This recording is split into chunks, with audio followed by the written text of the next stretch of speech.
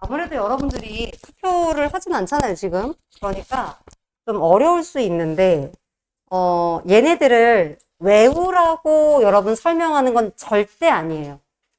근데 여러분 이럴 때 있잖아. 아는 만큼 보인다 라는 말이 있죠? 그러면 똑같은 지문을 읽더라도 내가 어쨌든 한 번, 두 번 좀 익숙하게 아는 애들은 술술 풀 수 있고 생전 처음 보는 애들은 좀 오래 걸릴 수 있거든요. 그게 이 투표에 대한 부분이에요. 자, 얘네들 한번 참고로 읽어보시고 이 중에서 조금 필요한 것만 얘기하자면 첫 번째는 정치 체제에 대한 이야기를 한번 보세요. 여러분 요거는 우리 지금 8월 교재 18쪽이에요. 자, 페이지 18쪽. 자, 이렇게 보시면 돼요. 자, 우리나라가 상권 분립인 건 아시죠? 뭐 요 정도는 글쎄. 자, 근데 이제 행정부라고 했었을 때 대통령이 가장 이 우두머리로 존재하는 이 부서거든요. 그럼 우리가 이 대통령을 투표로 뽑죠. 아니, 왜? 왜 우리가 직접 이 업무를 보지 않고 대표를 뽑지? 우리나라는 직접 민주주의를 할 수가 없잖아요. 그럼 우리 다 같이 막 국민들이 무슨 일 있을 때마다 다 같이 모여갖고서 막 해야 되는데 그런 공간도 없고 너무 비효율적이죠. 그렇기 때문에 우리나라는 간접민주주의잖아요. 우리의 대표를 뽑아요. 근데 어떻게? 투표로. 자, 뽑습니다. 자, 그 다음 두 번째. 입법부는 우리가 지금 법을 만드는 부서인 거잖아요. 근데 마찬가지야. 또 우리가 일일이 법을 만들 수가 없기 때문에 국민투표로 선출된 이 국회의원에 의해서 이 법을 만들었을 때 그 법이 통과되고 통과되지 않고를 지금 하잖아요. 그쵸? 그럼 결국은 뭐냐? 우리가 직접 하지는 않지만 이 투표를 통해서 국회의원도 선출하고 대통령도 뽑아서 이 행정부의 업무라든가 입법부의 업무를 대리해서 맡도록 하게 하는 거죠. 그럼 그러니까 우리는 투표할 때 우리의 의견을 가장 잘 반영해 줄 수 있는 사람을 한다는 거예요. 대충 아무나 자 1번 찍어 이게 아니라 잘해야 된다는 얘기고 사법부는 좀 달라요. 여러분 사법부는 뭐 가끔 뉴스 보면 여러분 보셨는지 모르겠지만 대통령이 임명했다 이런 표현들이 나오거든요. 뉴스를 보면. 그러면 실제로 이 사법부의 그 가장 우두머리인 대법원장은 대통령이 직접 임명을 합니다. 근데 생각해봐. 대통령이 임명을 하게 되면 아무래도 이제 대통령 혼자 하게 되면 아무래도 주관적인 요소가 들어갈 수 있잖아요. 그쵸? 그렇기 때문에 국민이 뽑은 대통령이 임명을 하고 근데 그냥 임명하는 게 아니라 내가 대법원장을 지목했었을 때 이 사람을 임명해도 된다 안 된다는 우리 국민의 투표로 뽑힌 국회의원이 있는 이 국회의 과반수 이상의 어떤 동의를 얻어야 임명이 되는 거예요. 그러면 직접적으로 우리가 이거에 관여하진 않지만 국민의 투표로 뽑힌 이 대리인들이 이 행정부와 입법부와 사법부를 운영해 나간다라는 얘기가 되겠죠. 그래서 우리는 이렇게 간접 민주주의고 대통령제이다 라고 여러분이 봐주시면 되더라. 자, 그러면 이런 어떤 그 국회의원이나 대통령을 뽑기 위해서 우리가 선거를 할 거 아니에요? 자, 요 얘기는 참고로 한번 보시고 얘는 그렇게 어렵지 않으니까 참고로 한번 보시고 저는 그냥 바로 열로 갈게요. 자, 이제 좀 많이 나왔던 게 뭐냐면 선거구, 그 다음에 투표. 작년 같은 경우는 그 선거와 관련한 그 방송까지 나왔었는데 자, 거기까지 작년에 나온 거 빼고 올해 나온 거 잠깐 봅시다. 요즘에 여러분이 조금 볼만한 거. 자, 일단 선거구에 대한 얘기를 할 때 한 선거구에서 몇 명을 선출하느냐에 따라서 이름이 조금 다르죠? 근데 뭐 소선거구제, 중대선거구제인데 여러분이 이렇게 생각하면 쉬워요. 아무래도 한 명을 선출하니까 한 선거구제에서 관리도 좀 쉽고 책임을 물을 때도 좀 편하겠죠? 근데 중대선거구제는 2명 이상을 뽑다 보니까 아무래도 좀 관리도 잘 안 되고 책임을 물을 때도 쉽지가 않더라. 그냥 가볍게 한번 여러분이 봐주시면 되겠고요. 오늘 힘줘서 보실 만한 거는 요거예요. 요거. 자, 대표 선출 방식에서 다수대표제와 비례대표제에 대한 이야기를 조금 할 건데 어려운 거는 비례대표제예요.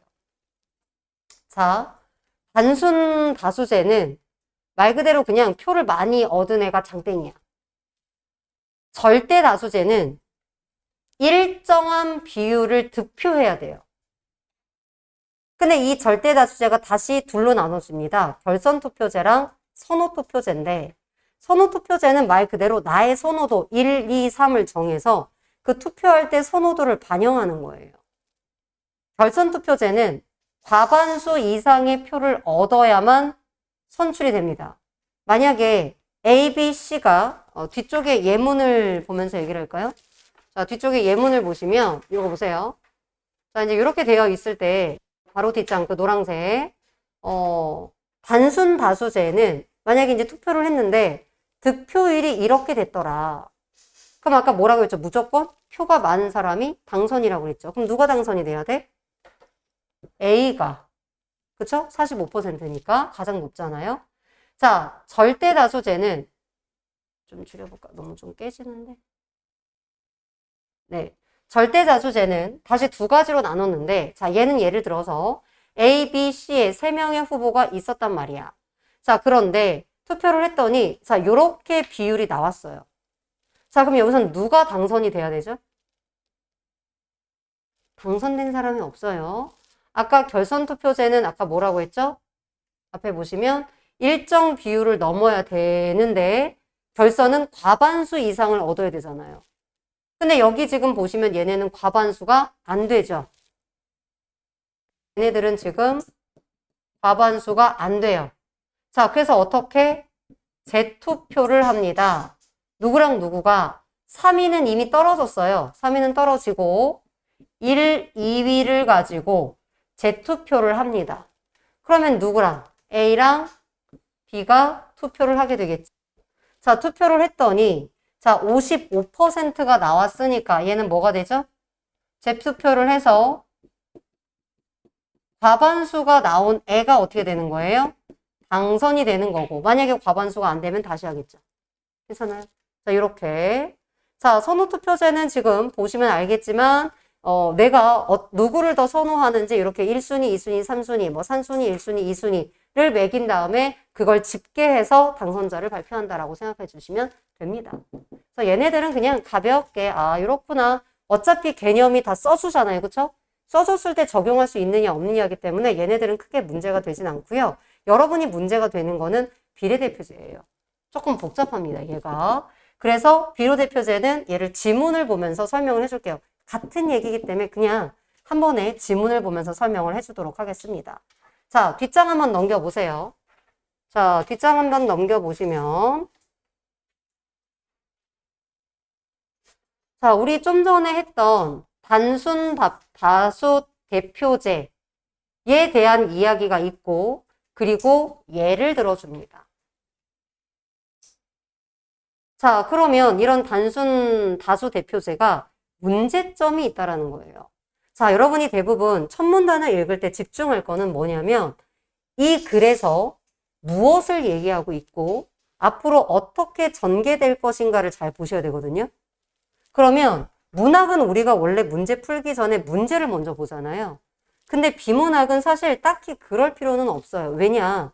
어차피 적용 문제를 먼저 본다고 해도 윗글을 이해를 바탕으로 풀어야 되는 거잖아요. 그래서 여러분이 먼저 딱히 이 문제를 막 볼 필요는 없고 다만 제가 생각하는 거는 첫 번째 문제는 봤으면 좋겠어요. 왜냐하면 첫 번째 문제에서 여러분 문제 풀다 보면 왜 글의 전개 방식이나 아니면 윗글에 대한 설명으로 라고 했을 때 서술상의 특징이 나오는 경우가 있죠. 그렇죠? 뭐 예를 들어 어떻게 전개가 되고 있다. 뭐 예를 들어서 뭐 그 이론이 나와 있는 뭐 배경이 언급되고 있다. 통시적인 방법으로 서술되고 있다. 이런 표현이 나올 때가 있잖아요. 그래서 첫 번째 문제는 여러분이 조금 봐주시는 걸 권장합니다.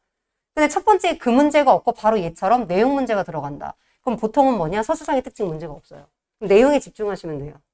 근데 만약에 서술상의 특징 문제가 있다. 근데 그 문제가 적절하지 않다라는 건 하나 빼고 4개가 맞으니까 끊어 읽을 때 바로바로 확인을 같이 해주시고 만약에 윗글에 대한 전개 방식을 물어볼 때 적절한 걸 물어본다. 그럼 절반 정도는 읽어야 답이 나와요. 근데 만약에 여러분이 첫 번째가 그런 문제가 아니고 얘처럼 글의 일치 문제다. 그럼 뭘 의미하는 걸까? 아무래도 내용을 물어보는 게 좀 더 많다는 얘기예요.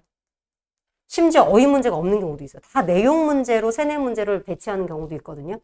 그래서 어휘 문제가 있고 시간이 없어. 그럼 어휘 문제를 먼저 풀어주셔도 되겠죠. 자, 근데 예를 보세요. 얘네들은 3번, 4번을 보셔도 지금 적용 문제죠. 자, 그리고 나서 뒤에 보니까 지금 어휘 문제가 있어요, 없어요? 없죠. 그럼 서술상의 특징도 없고 지금 어휘 문제도 없다. 이런 말은 얘가 내용에서 굉장히 많은 게 들어있고 많은 걸 물어본다는 얘기예요. 그러니까 이거를 힘줘서 천천히 보시는 게 아니라 그냥 휘리릭 보고 그냥 첫 번째 봐. 어휘는 그냥 눈에 띄잖아요.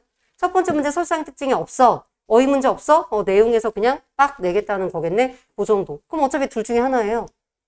내용을 물어볼 건데 밑줄 긋고 세부적인 내용을 물어볼 건지 어떤 단락을 주고 아니면은 이렇게 적용 문제를 물어볼 건지. 그렇죠? 그래서 여러분이 글의 일치에서 밑줄 긋고 세부적인 내용 또는 A라는 단락을 주고 물어보느냐 그냥 전반적으로 쭉 물어보느냐 아니면 그 다음 적용이에요. 자, 그러면 내용에 이제 집중을 하셔야겠죠? 그러면 이걸 그냥 빠르게 정말 한 20초 이내 30초 이내로 빠르게 보시고 갑니다. 근데 나는 그런 거 너무 집중이 안 되는데 바로 문제부터 보셔도 돼요. 상관은 없어요. 비문학은 결정적이지 않아요. 그게 문학은 결정적이지만 그럼 대략 문제 내용 위주로 내겠다 보고 첫 번째 문단을 보실 때는 무엇에 대해서 얘기하고 어떻게 전개가 될 것인가. 근데 그걸 잘 못 잡는 친구들은 이 문제는 안 그런데 내용 일치 문제를 보다 보면 적절하지 않은 걸 물어보는 문제가 있거든요. 그러면 내용을 잘 요약을 못하는 친구들은 그 선택지를 먼저 읽고 가셔도 상관은 없어요. 근데 이런 애들은 별로 도움이 안 돼요. 그냥 단어들만 도움이 되지 별다른 건 없어요. 투표에 대한 얘기를 하고 있구나. 이거밖에 안 돼. 자, 그러니까 그냥 갑니다. 그냥. 그럼 첫 번째 줄 읽어보니까 단순다수 대표제를 얘기하고 있더라. 그리고 이런 애들이 이러이러한 제도이고 특히 군소정의 원내 진출 기회는 억제되더라. 그러니까 약간 좀 큰 규모가 있는 그런 당들한테는 유리하겠지만 조금 당들 있잖아요. 그런 애들한테 좀 불리하구나. 그리고 이제 단적인 예는 하고 쭉 나와 있죠. 네. 그래서 소수의 정당들이 얼마나 피해를 입는지에 대한 이야기가 나와 있습니다. 자, 그래서 실제로 대표성이 제대로 반영되지 않더라. 그래서 이러한 대표성의 왜곡을 교정하기 위한 게 비례대표제이다. 그럼 봐봐. 단순다표제 얘기한 다음에 비례대표제 얘기를 했는데 비례대표제는 얘의 문제점을 보완하는 거잖아요. 그럼 누굴 얘기를 하고 싶은 거야? 비례대표제를 얘기하고 싶은 거예요. 누가 봐도. 까지 괜찮아요? 자, 그리고 나서 즉 하고 비례대표제를 설명하기 시작합니다. 오늘 문제를 다 풀 게 아니기 때문에 제가 지금 정독하지는 않을 거예요. 여러분이 집에서 다시 한번 읽어보세요. 지금 저는 그냥 흐름만 봐드릴게요. 자, 그리고 나서 이제 이 비례대표제가 가장 널리 알려진 거로 뭐가 있더라? 자, 요 비례대표제가 뭐가 있더라? 자, 명부식 비례대표제가 있고 지역구 불균형 보상식 비례대표제가 있더라. 자, 제가 여러분 이 얘기를 미라클 모닝 교재에도 넣어놨거든요. 1문단에서 지금 여러분 얘는 그 다음 이야기가 예상이 돼요, 안 돼요? 되죠? 뭘 얘기할 것 같아? 이 둘을. 근데 잘 봐봐. 이 둘을 누가 봐도 설명할 것 같은데 시작이 명부식이 아니라 지역 불균형으로 간다. 그럼 명부식은 얘기하지 않겠다는 뜻이에요. 근데 얘는 지금 명부식부터 갔죠? 그럼 위치 파악하세요. 자, 명부식 비례대표는 그리고 얘가 보통 한 단락 안에 있는 경우도 있지만 단락을 나누는 경우가 대부분이에요. 그럼 다음 단락으로 가봐. 없잖아. 그쵸? 그리고 나서 다음 단락으로 가봐. 여기 있잖아요.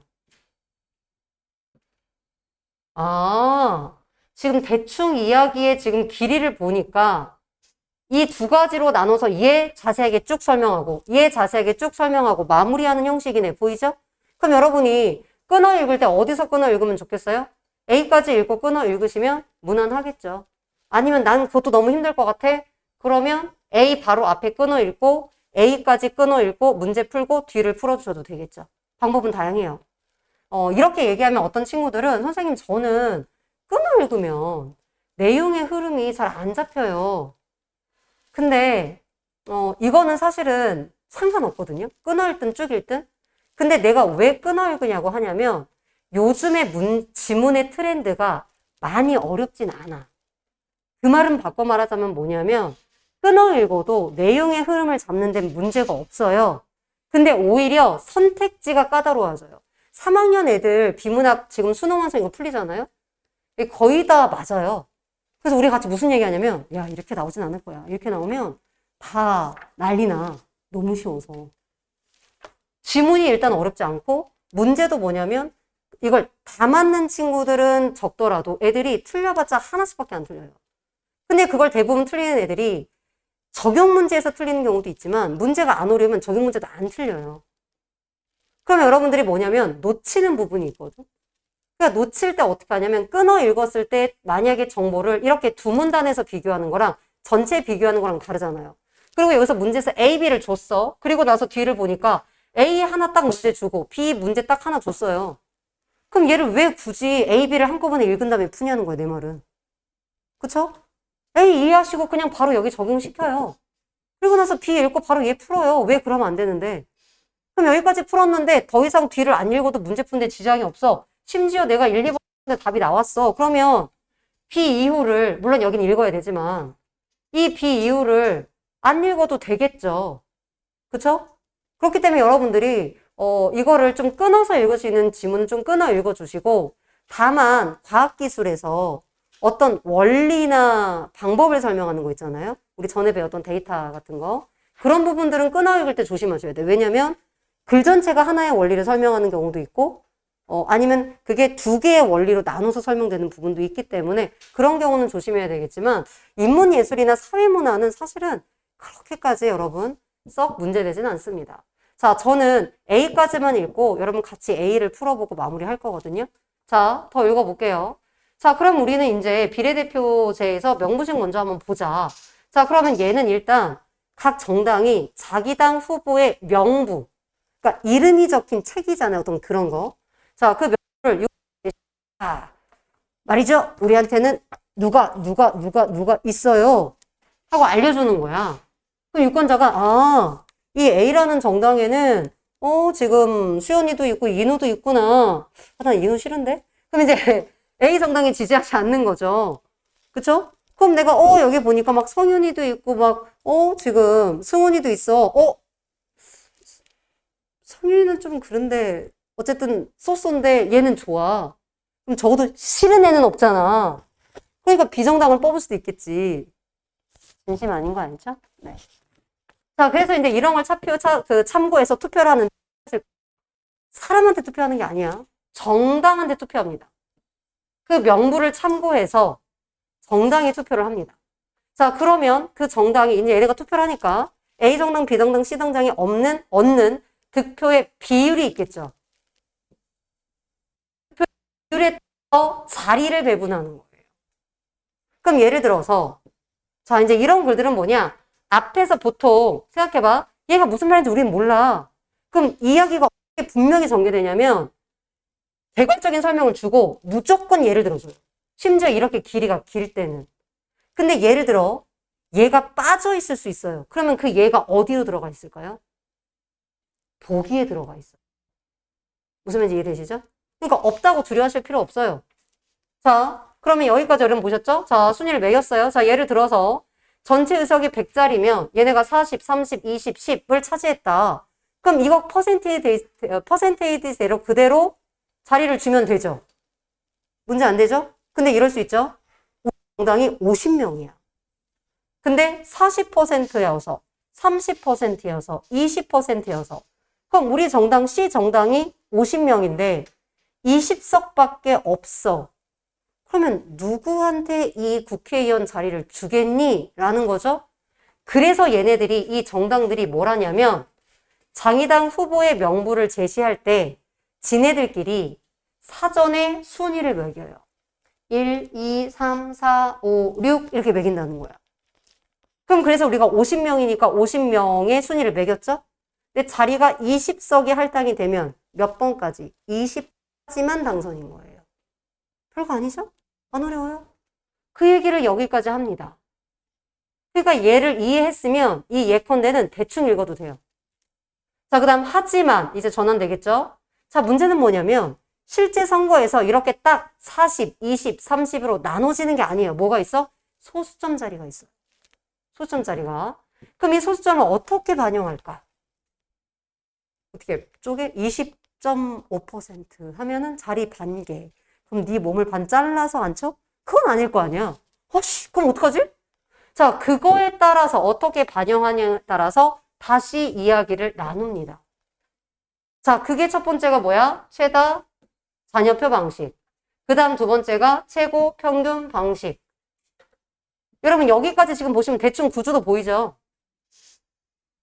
어떻게 되는 거야? 맨 처음에 단순 다수 대표제, 그 다음에 얘의 문제점을 보완한 게 비유 대표제.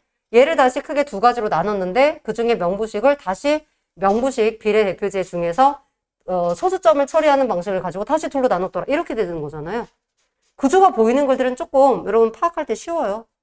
자, 그럼 여러분이 어떻게? 여기까지 읽고 예를 들어서 얘 확인해 나가도 되겠죠. 일치하는 거니까 여러분 답이 빨리 안 보일 수 있어요. 내가 확신하는 것만 지워요. 이해되시죠? 그럼 한번 해볼까? 지금까지 읽은 부분에서 대략 읽긴 했지만 여러분이 확실하게 지워지는 것들은 보일 거거든요. 지울 수 있는 것만 지워보세요. 여기까지 읽은 부분에서.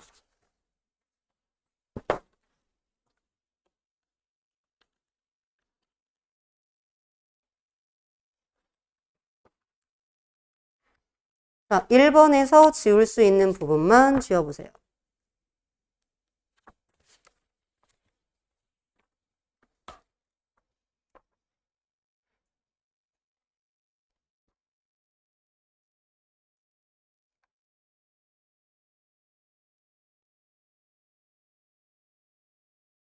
자, 여러분 1번.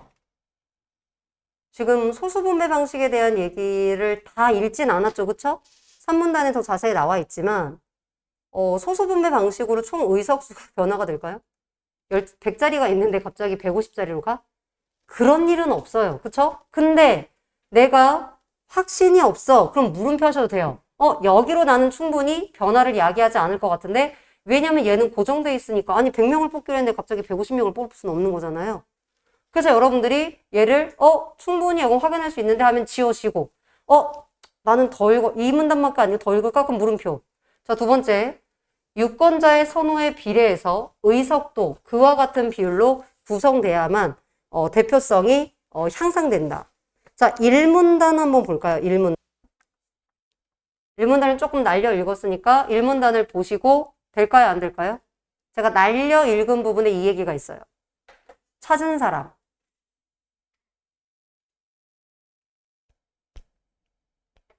어딨죠? 수연이 찾았지? 어딨어? 맞아요. 여기 있잖아요. 그쵸? 그럼 1번에 2번. 자, 1번에 2번이랑 얘를 확인해 봐요. 비례대표제는 유권자의 선호에 비례해서 의석도 그와 같은 비율로 구성하자는 것이다. 하고 지금 그것에 대해서 갑자기 하지만 이런 거 없잖아요. 그럼 여기까지 봤을 때 얘 맞아요? 틀려요? 맞는 거 아니에요? 답 나왔죠? 끝났죠? 넘어가 주세요. 무슨 이해돼? 자, 이런 거야. 선생님, 근데 나는 이런 거 읽다가 자꾸 잘못 해석을 해서 답을 체크하려고 나머지를 넘어가 버리면 답이 여기에 있는데 내가 잘못 읽으면 어떡해요? 자, 첫 번째. 그걸 막기 위해서 우리가 평상시에 연습할 때 정답과 오답의 근거를 자꾸 지문의 내용과 매치하라고 연습을 시키잖아요. 그쵸? 비문학. 비문학은 설명을 듣는 것도 중요하고 어떻게 푸는 것도 중요하지만 결국은 자기 스타일대로 풀어요. 시험장에 가면. 그리고 사람이 긴박한 상황이 오잖아? 그럼 자기가 하던 대로 해요. 하던 대로 해요. 안 바뀐다는 얘기야, 잘. 그럼 어떻게 해야 돼? 평상시에 연습을 해야 돼. 실전에서는 과감하게 가는 거예요. 어차피 시간이 부족해서도 틀리고 대충 풀어서도 틀려. 근데 대충 풀자는 얘기가 아니라 내가 얘를 매치할 수 있어. 그럼 확실하게 지워. 근데 모르겠어. 그러니까 그럼 물음표로 하라고요. 그때는. 넘기지 말고. 그리고 했어. 내가 봤을 때는 1문단 읽었을 때 이거는 너무나 정확하게 써 있잖아요. 너무나 정확하게 써 있는 거에선 그냥 본인을 믿어요. 본인을 의심하면 어떡해. 그래서 과감하게 답 체크하고 넘어가요. 여기까지 오케이? 자, 근데 만약에 이제 이렇게 실전에서 풀었어. 자, 근데 내가 실전에서 연습해서 이렇게 풀었는데, 자, 연습의 과정에서도 이렇게 풀었죠? 그럼 내가 연습을 했을 때, 답이 실제로 4번이어서 내가 이렇게 읽고 넘어갔다는 얘기는 얘를 잘못 판단했다는 얘기잖아요. 그쵸? 그럼 오답할 때 얘를 내가 찾았던 지문의 근거와 정답을 비교해 보면서 확인. 아, 내가 이러한 거를 잘못 판단했구나. 단어를 잘못 읽었는지 아니면 이게 정확하게 끊어 읽어야 되는데 끊어 읽는 과정에 잘못 읽어서 수식을 잘못 읽었는지 이걸 이해하셔야 돼요.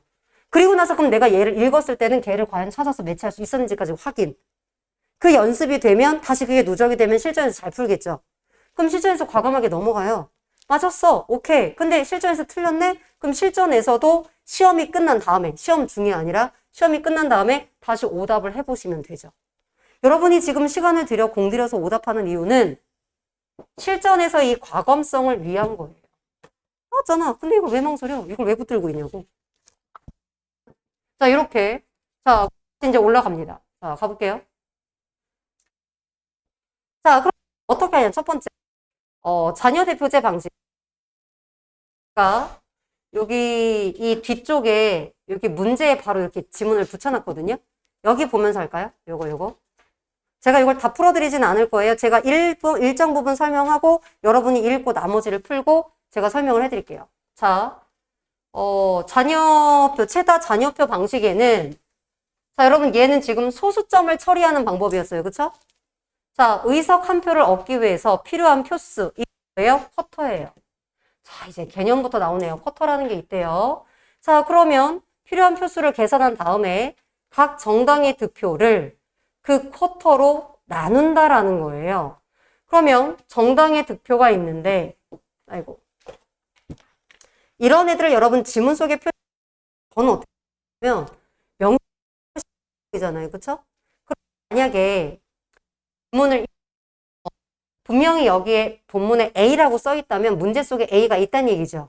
그럼 A라고 쓰여진 그 옆에다가 그 공식을 쓰세요. 이해되시죠? 어떻게 하는지? 자, 그러면 여기에서 지금 지금 쿼터라는 거는 어떻게 했어? 지금 이 쿼터를 계산한 다음에 각 정당의 득표가 있어.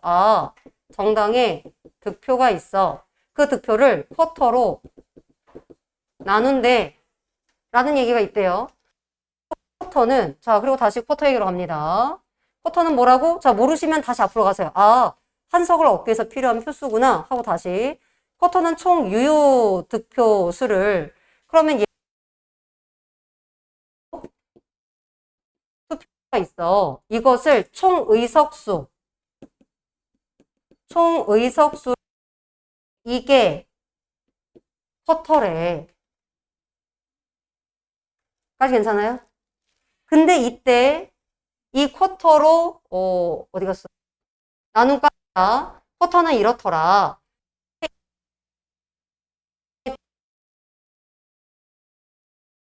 나누는 뭐더라? 그럼 명시적으로 써볼까요? 각 방에 득표율이 있었죠? 그 득표율이 있고 총 의석수 이가 같더라. 지금 이렇게 되는 거잖아요. 물론 얘는 이렇게 되겠죠. 이렇게 같더라. 이게 되겠죠? 얘는 거고. 자, 이렇게 계산된 값에서 자연수 부분의 숫자는 그대로 당선이 되고 자연수는 그대로 당선이래요. 자, 되고 남은 의석을 남은 애들은 소수점이 크게 나타난 정당 순서대로 분배한다. 자, 이게 무슨 말이냐면 왼쪽 한번 보세요. 두 번째 선택지. 1번은 여러분이 충분히 확인이 될 것 같아요. 총 의석수가 8자리래요. 기억에서. 그러면 지금 8자리니까 얘겠네. 자, 득표율에다가 지금 곱하기 8을 얘가 지금 문제를 보니까 총 의석수가 8일 때 이런 얘기가 나오는 거 보니까 얘가 지금 의석수인 것 같구나 라고 여러분이 눈치를 챙길 수 있어요. 각당의 단위는 하고 이렇게 나왔죠. 자, 우리 좀 전 어떻게 한다고 했어요? 지금 여기에서 지금 득표율 곱하기 의석수 부분에 있는 것 같죠? 괜찮아요? 자, 그럼 이렇게 나눴을 때 자, 각 당의 득표율의 총 의석수를 곱한 값과 같아지게 되더라. 그래서 이렇게 계산을 했을 때 자연수는 그대로 당선. 그럼 보세요. 자연수죠, 얘가. 당선됐죠? 총 몇 자리예요? 6자리예요.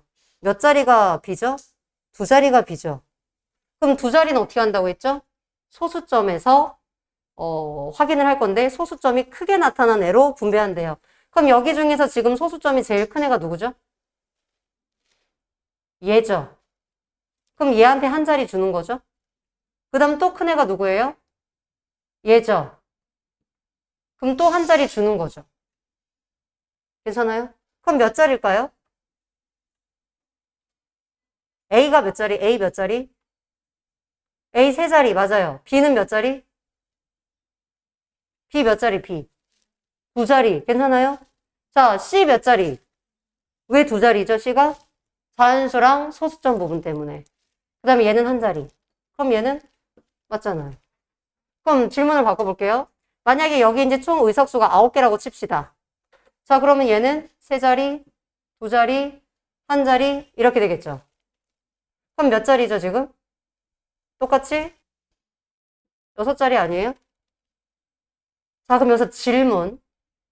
그럼 그 다음에는 소수점을 봤을 때 누가 자리를 가져갈까요?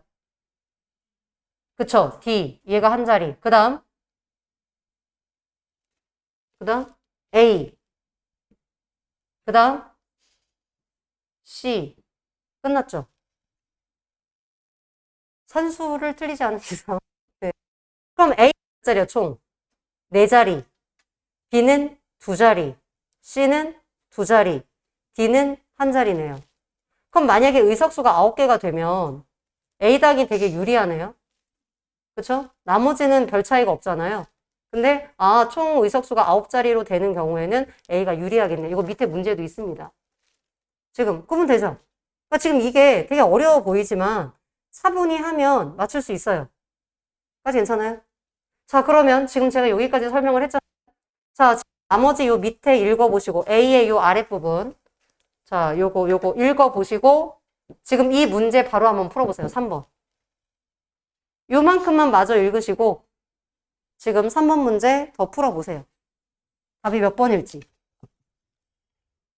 이게 의외로 여기에서 조금 틀렸어요, 애들이.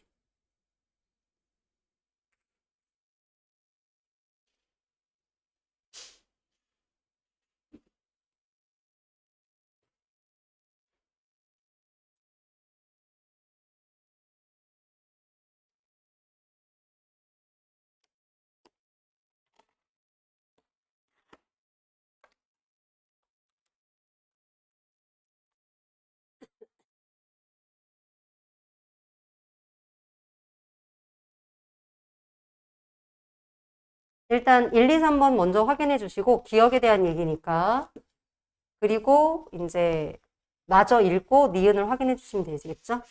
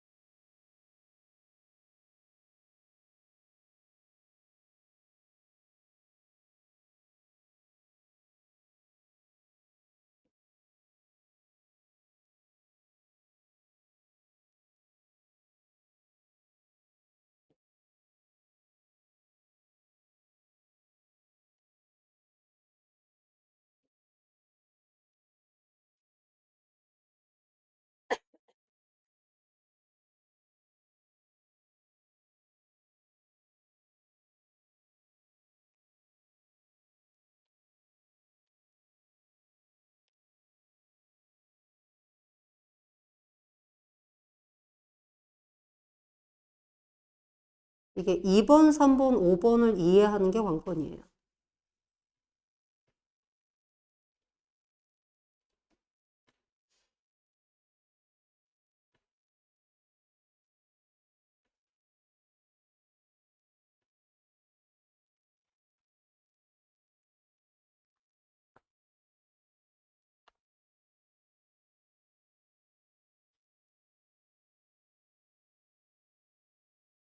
자, 다음. 다시. 모르시면 고민하지 마시고 어차피 답은 하나잖아요. 그쵸? 내가 모르는 게 있다면 모르는 거 나 모르는 수도 있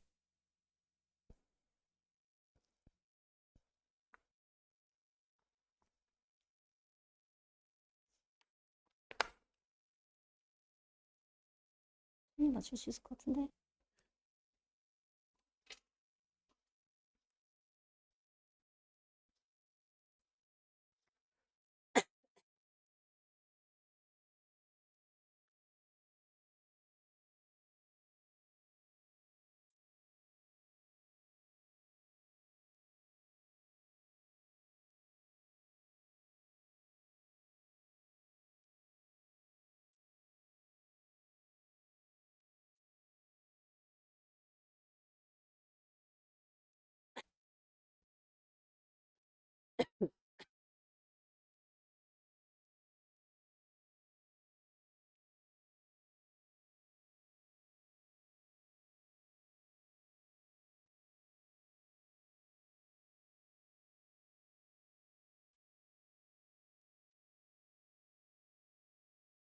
셨나요? 맞아요. 이것까지 확실하게 확인이 된 거야? 아니면 나머지가 지워지고 얘가 답이야? 나머지를 지웠어? 얘는 잘 모르겠고. 응. 그렇게 해서 답이 나오죠? 응. 그건 이제 그리고 나서 나머지는 이제 오답을 해보시면 되니까. 중요한 건 답을 찾는 게 중요한 거야. 자, 30초 후에 마무리하죠? 못 풀었어도 지금까지 못 풀면 모르는 거예요.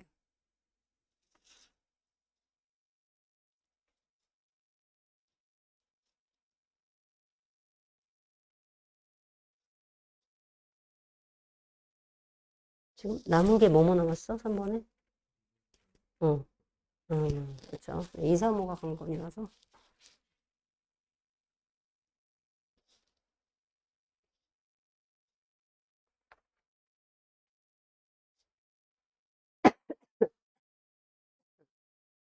응. 자, 같이 볼까요, 여러분? 같이 볼게요. 네. 일단 1번은 안 해도 되죠? 에이, 1번 하면 여러분을 무시하는 거야, 그치? 성윤이 기분 나빠, 그치? 이런 거 해주면. 그쵸? 자, 3번 보세요. 이제 이게 무슨 말인지 모를 수 있는데, 만약에 기억에서 쿼터 계산 방식이 총 유효 투표수를 원래 의석수에서 플러스 1이 된 값으로 바뀌게 되면, 그러니까 예를 들어서 만약에 총 의석수가 7이었어. 그럼 이렇게 바뀐다는 거는 8로 바뀐다는 얘기죠. 총 의석수가 만약에 8자리였어. 그럼 플러스 1이 된다는 거는 9개가 된다는 얘기죠. 그러면 이거는 그냥 임의의 수잖아. 여러분 수학할 때 왜 x, y처럼 임의를 잡잖아요. 그럼 여기서는 지금 뭐냐면 그냥 이걸 예를 들어 보시면 일 때가 있었는데 그 8자리일 때보다 한 자리가 더 많은 9로 의석수가 바뀌게 되면 이 말과 똑같잖아요. 의석수가 7개였는데 8개가 된다라는 의미고 8개였는데 9개가 된다 이 말이니까. 그럼 이렇게 바뀌게 되면 득표율이 원재 높았던 정당한테 유리하다. 맞잖아. 아까 우리 계산했을 때. 그러니까 아까 이걸 설명해 준 거야, 사실은. 이 말만 빼놓고 설명해 준 거예요. 그럼 아까 정당이 4자리로 바뀌게 되니까 유리. 괜찮아?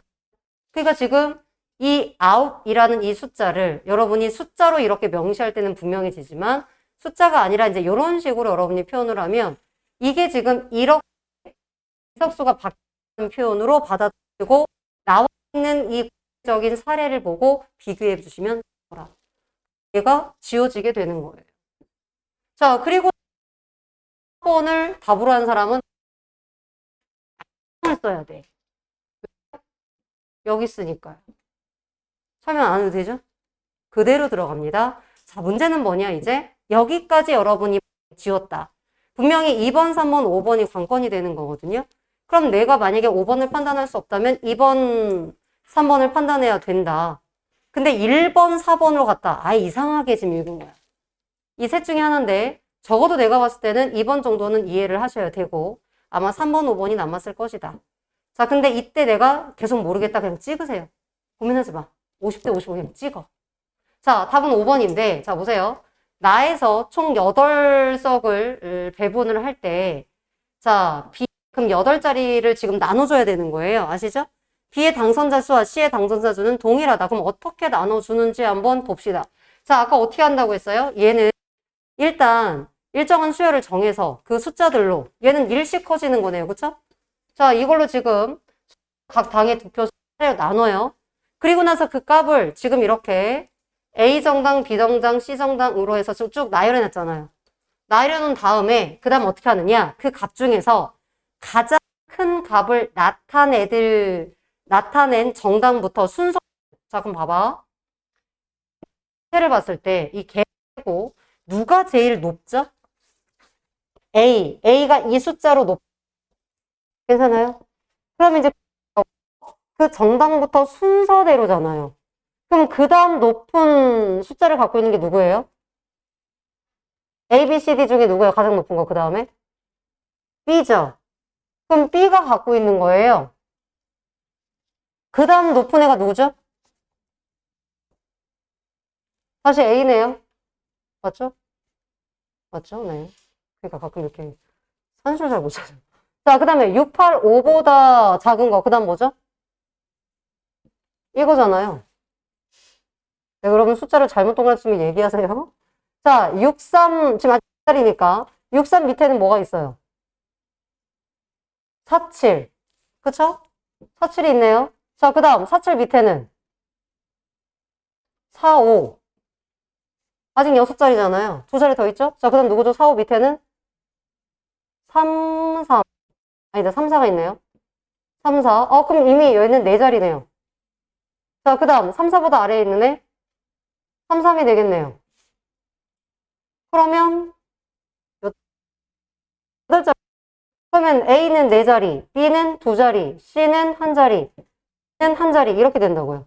이해되세요, 이거?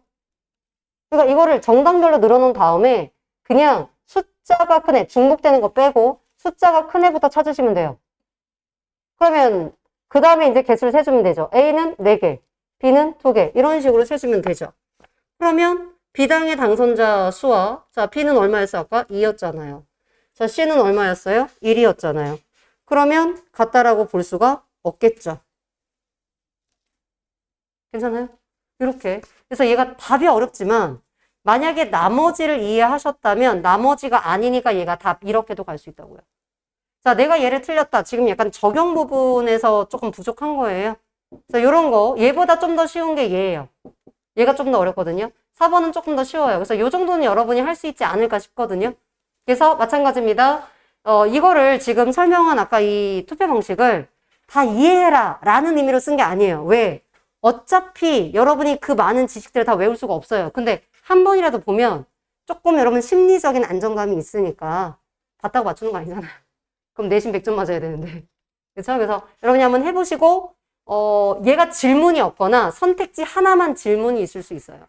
지금 수요일반은 다 풀어주긴 했는데 여러분 반은 요거보다는 여러분이 한번 스스로 풀어보고 나머지 문제를 한번 풀어보시고 다음 주에 질문을 받는 걸로 하고요. 그리고 숙제에서 차라리 한 문제를 풀어드릴게요. 그게 나을 것 같아서. 자, 여기까지 하고요. 숙제 잠깐 꺼내주세요. 숙제에서 공통으로 틀린 거를 조금 볼게요. 공통. 풀자고 들면 풀만한 건 아주 많겠지만 어렵지 않은데 틀린 거를 얘기해 보려고 해요.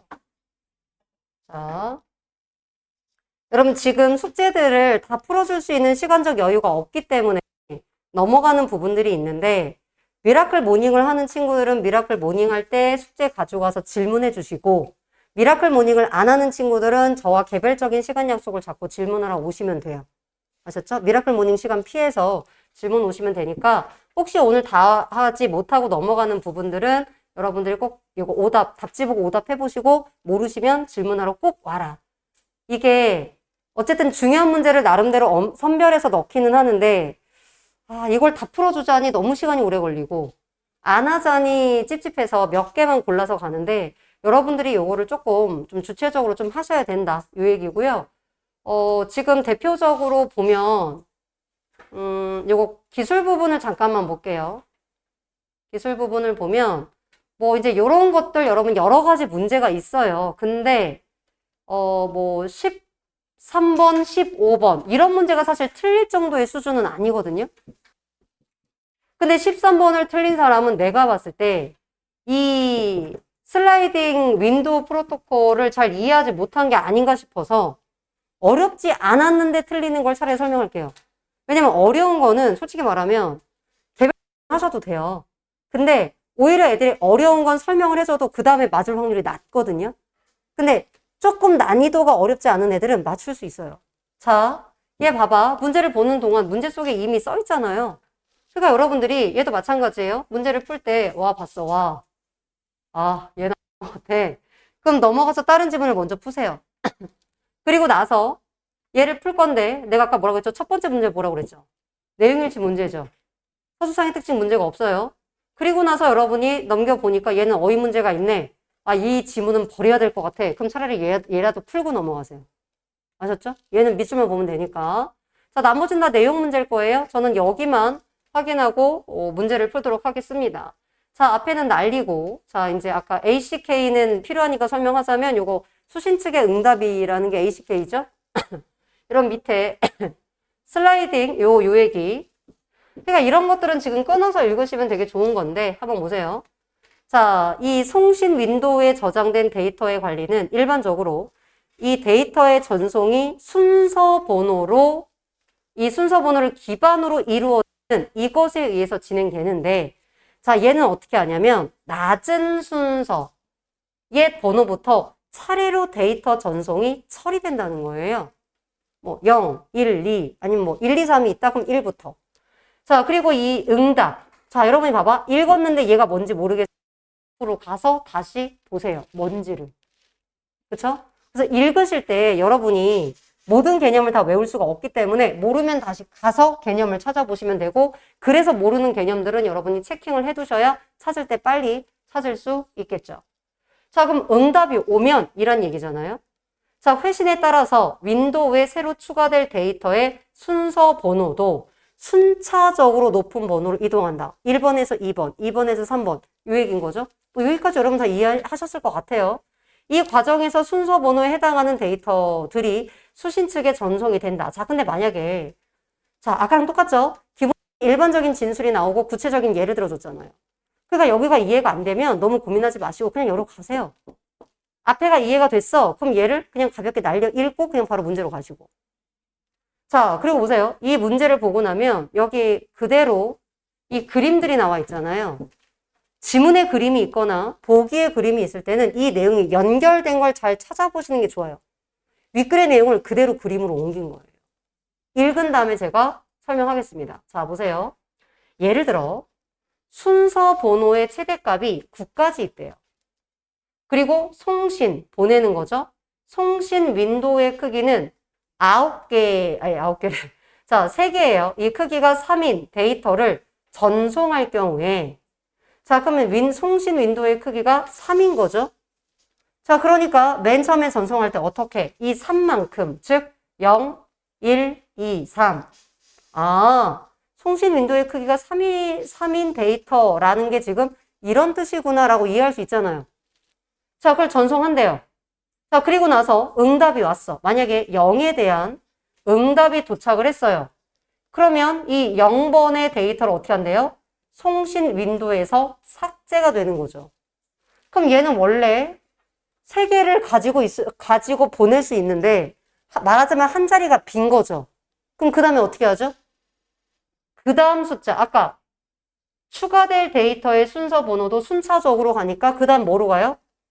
4로 가겠죠. 그쵸?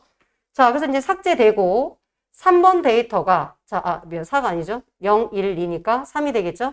그럼 3번 데이터가 송신 윈도우에 저장이 된 다음에 수신 측에 전송이 된다. 그러면 이 저장 얘기가 앞부분에 안 나왔지만 우리는 뭐라고 짐작할 수 있어? 아, 맨 처음에 0, 1, 2가 저장이 됐고 그리고 보냈구나.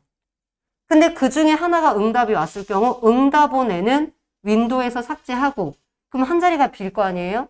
그 한 자리가 빈 애를 그 다음 순번의 애를 저장해서 전송하는구나. 자, 그리고 만약에 1번과 2번의 데이터에 대한 응답도 도착을 했어요. 그럼 얘도 똑같이 하겠죠. 어떻게 하겠죠? 응답 왔으니까 얘도 삭제하겠죠. 삭제되면 다시 두 자리가 비겠죠? 그러니까 어떻게 되죠? 3번 데이터 그대로 두고 4번, 5번을 다시 저장을 하겠죠. 그리고 얘네도 보내겠죠. 이런 방식으로 한다고요. 안 어려워. 그냥 시키는 대로 천천히 가시면 됩니다. 그럼 잘 보세요. 여기서 얘는 뭐냐면 자, 데이터가 12개고 송신 측은 순서 번호의 최대값을 5로 설정한대요. 자, 그러니까 순서 번호의 최대값이 지금 5네. 이 얘기네.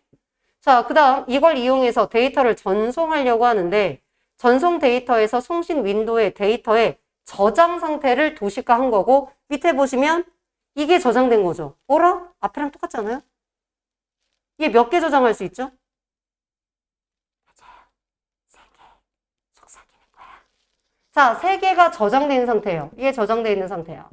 그럼 저장한 다음에 뭐 할 것 같아? 보내겠죠? 삥! 하고 보내겠죠? 이러면 이걸 봤어요. 뭘 것 같아? 뭘 것 같아? 빠른 대답은 빠른 귀가 이어지는 거야. 수연이가 막중한 책임을 띠고 이 0은 저장되지 않았다는 얘기죠. 그 말은 이 저장이 되고 이 저장된 애를 얘가 어떻게 할까요? 송신한 거 아니에요? 보낸 거겠죠? 그럼 왜 이렇게 바뀌었죠? 얘는? 왜 갑자기 얘는 저장이 안 된 거죠? 자, 0이 삭제됐어요. 왜 삭제됐을까요? 응답이 왔을 거예요. 얘가 응답이 왔어. 그래서 0을 삭제한 거야. 그러니까 몇 자리가 벼? 세 자리를 저장할 수 있는데 한 자리가 비잖아요. 그러니까 지금 누구를? 이 3을 저장한 거죠. 오케이? 자, 그리고 나서 그 다음 단계 보세요. 갑자기 얘네들도, 네, 얼굴이 파리해졌네요. 자, 그 말은 누구도? 얘네들도 뭐가 된 거죠? 응답이 온 거죠. 그래서 어떻게 한 거예요? 삭제한 거예요. 그럼 몇 자리가 벼요? 두 자리가 비잖아요. 그러니까 다시 얘를 뭐 한 거예요? 얘를 저장해 주는 거죠. 3을 그대로 두고. 그래서는 그거야. 읽다 보니까 윗글의 내용을 그냥 그림으로 그리면 딱 이거였겠네. 물론 요거는 좀 다르지만. 그쵸? 자, 그럼 1번. 가를 통해 알 수 있는 송신 윈도우의 크기는 3이다. 그렇잖아요. 3개밖에 조정 못하니까. 맞네. 자, 두 번째. 자, 다해서. 다잖아요. 여기네요. 다해서 순서 번호 3에 해당하는 데이터가 저장이 되어 있잖아요. 저는 그냥 이해를 도우려고 이렇게 해드렸지만 여러분 실전에서는 그냥 가보고 바로 나보고 바로 이렇게 하시면 됩니다. 자, 지금 가에서 보낸 데이터에 ACK가 모두 도착했어요. 여러분 모두 도착했으면 어떤 상태일까요? 위중에서.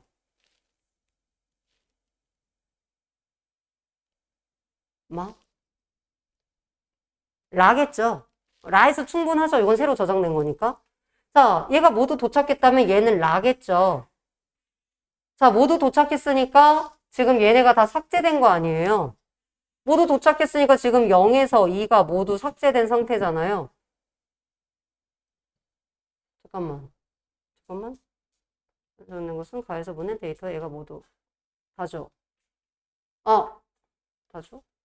뭔가 이상한데? 뭔가 이상하죠? 모두가 아니죠? 모두가 아니네. 모두가 아니죠? 모두가 아니네? 모두가 아니네. 미안해요. 모두가 아니네요. 모두가 아니죠. 왜냐면 왜 모두가 아니냐면 내가 착각해서 이미 여기에서 얘가 답이 왔죠. 자, 그리고 나서 여기에서는 지금 어떻게 됐죠? 어디 갔지? 라인가요? 미안. 다죠, 다. 다. 여기 지금 ACK가 모두 도착한 거는 지금 라의 상태가 되는 거죠. 근데 우리가 물어본 건 다야. 자, 그러면 다에서는 지금 누구의 대답만 온 거죠? 0의 대답만 온 거죠. 다니까 내가 지금 순서를 착각했어. 다에서는 지금 0에 대한 ACK만 온 거예요. 자, 그래서 0이 지금 윈도우에서 삭제된 상태인 거죠.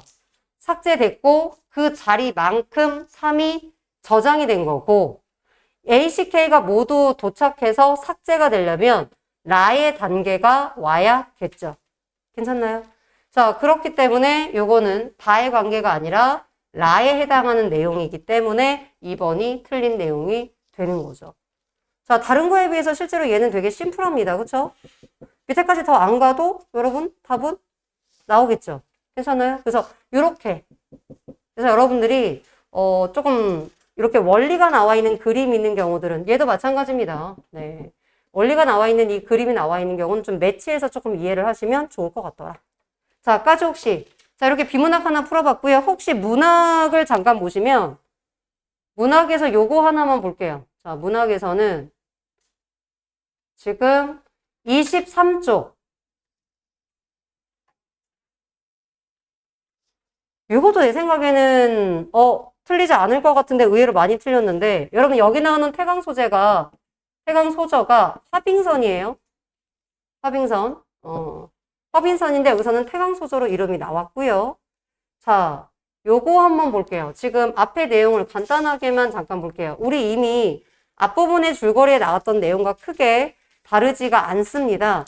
여기서는 지금 뭐냐면 각각 다 죽고 나서 이 사옥이 화진을 편애하니까 얘네가 불만을 갖게 되고 그래서 모두 죽게 되자 결국 신부인과 화춘이 화진과 그 다음에 화빙선 그리고 화진과 화진의 아내를 어떻게 해요? 계속 학대를 하고 그 와중에 화춘은 원래 자기 본부인 임씨가 있어요. 임씨가 있는데 이 화춘이 그 임씨를 내쫓고 조씨를 정실로 들이는 그래서 이제 조씨까지 가세해서 얘네들을 학대하는 얘기가 나옵니다. 그래서 이제 조씨 얘기로 시작이 되죠. 조씨가 어느 날 갑자기 찾아옵니다. 이 윤부인과 남부인에게. 여러분 풀어오셨으니까 제가 그냥 짧게 이야기를 할게요. 찾아왔어요. 그래서 뭐라고 하냐면 아니 이 집에 보배가 2가지 있다고 하더라. 그래서 일 잘하는 며느리한테 주더라. 근데 임씨는 자질이 부족해서 주지 않았고 자, 2아우에게 줬다라는군요. 니네 둘한테 줬다며? 남부인, 이 윤부인한테 줬다며? 아니 근데 이거는 니네는 둘째 부인이고 자 스톱 얘는 원래 첩이었잖아요. 근데 얘가 정실이 됐다는 얘기는 본부인이 됐다는 얘기고 본부인이 됐다는 얘기는 이 조씨가 뭐가 됐다는 얘기죠? 첫째 며느리로 등극했다는 얘기예요. 자, 그러니까 이 욕심 많은 조씨가 한 일도 없는데 아니 니네는 둘째인데 내가 첫째 부인이고 이 첫째 아들의 부인이잖아요. 첫째 며느리인데 내가 가져야 되는 거 아니야? 라고 얘기했어요. 지금 달라고 말했어요? 달라고 말한 건 아니야. 이 뉘앙스를 읽어야 돼. 근데 이런 거야. 아니 그래 첫째 며느리지만 임씨는 자질이 부족해서 안 줬지만 그리고 니네한테 줬다고 하더라. 근데 니네가 둘째 며느리인데 아니 왜 둘째가 종갓집에 보배를 갖고 있니? 이거는 가문의 기강이 무너질 일이야. 달라는 말을 하지 않았지만 이건 달란 얘기잖아요. 그쵸? 그러니까 이제 윤부인이 아이고 그 보물의 이름이 뭐예요? 아 홍옥패예요. 자 그래서 홍옥패고 다른 하나는 청옥패예요. 라고 얘기를 해준 거야. 자 그러면서 아니 우리 시어머니께서는 덕과 공경을 아름답게 갖추신 분인데도 못 받았더라. 근데 옥패들이 주인을 찾지 못하고 너네들의 차지가 되었으니 얼마나 잘못이니? 달란 얘기 했어 안 했어? 안 했어요. 하지만 뭐야 이거는? 표면적으로는 아무 말도 안 했지만 사실 달란 얘기 아니에요? 어머 정말 맛있겠다. 정말 맛있겠다. 먹고 싶다는 얘기잖아. 내놓으란 얘기잖아요. 지금 그런 거야. 돌려서. 그랬더니 이제 눈치를 챘죠. 윤부인이. 아이고 그래요. 당신의 가르침이 맞아요. 하고 꺼내서 준 거야. 에휴 더럽고 치사해. 너 가져라. 먹고 떨어져. 이 거지 새끼야. 하고 준 거야. 마음속은. 하지만 겉으로는 그걸 드러낼 수 없으니까 아이고 형님 제가 덕이 부족해서 못 이어주네요. 형님 가지세요. 하고 준 거예요. 자 근데 얼마나 기뻐해.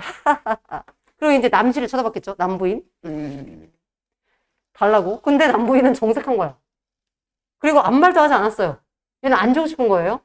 조씨가 빈정이 상한 거예요. 전현이?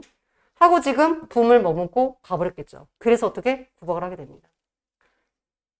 자, 그래서 남부인이 아니 이걸 왜 줬냐 막 이런 얘기를 하잖아요.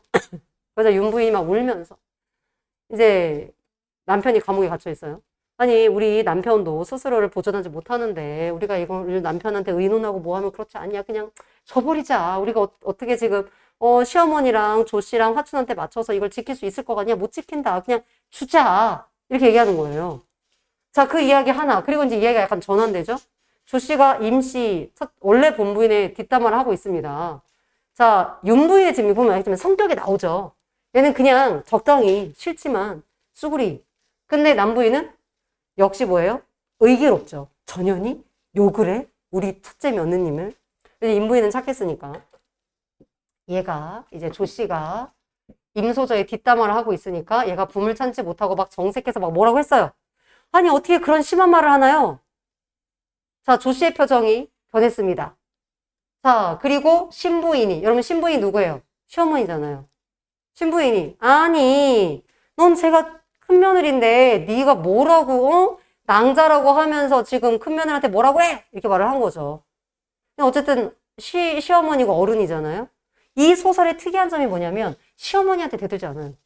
우리가 봤을 때 충분히 대들만 하거든? 근데 여기에서 강조하는 이 창성가미록의 핵심이 뭐예요? 효성이야, 효성. 효성으로 결국 얘네들을 감동시키는 거거든요. 정말 짜증나고 답답하죠. 근데 그래서 시어머니한테는 대들지 않습니다. 그래서 막 사과하고 막 죄송하다고 하고 막 이렇게 얘기를 합니다. 그리고 여러분 요거는 서술자 개입이 있는 거죠. 이런 건 파악할 수 있죠? 자, 그리고 나서 이제 나머지 뒤에 보시면 이제 여기 한번 보세요. 조정에서 우리 화알림의 직첩을 거두시고 남부인을 첩으로 삼도록 명하셨다고 합니다. 지금 이런 얘기 나오잖아요. 남부인의 위기. 여러분 이때 화알림은 누굴까요? 한림은 벼슬의 이름이에요. 얘는 화진이겠죠. 그쵸? 그러니까 이런 거 조심할 게 성이 다 똑같으니까 가족 이야기가 나오면 이런 거 조금 조심하셔야겠죠. 화진 얘기가 나옵니다. 자, 그래서 얘네들이 이렇게 막 슬픈 일을 당하는데 막 조씨랑 뭐 심씨는 되게 기뻐했다. 뭐 이런 얘기입니다. 자, 그러면 여기에서 여러분 31번 한번 보세요. 요거. 자, 지금 니은의 편입은 자, 조씨가 이 집안으로 들어왔어요. 그러면 기역, 신부인, 자, 리을, 윤부인, 자, 남부인으로 하여금 가정 내 기득권에 대한 불안감을 갖게 하나요?